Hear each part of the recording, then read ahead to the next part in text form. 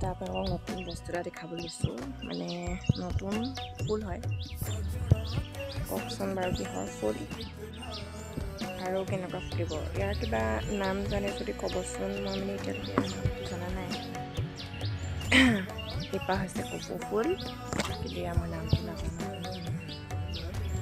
এনেকৈ এই দেখিছেনে শিলা আৰু পাত গোটেই পাতবোৰ মানে হৈ যায় তাৰপিছত কি হয় যিটো ঠাৰিটো থাকে নহয় এই ঠাৰিটোতে এনেকৈ ফুল লাগে দেখিলে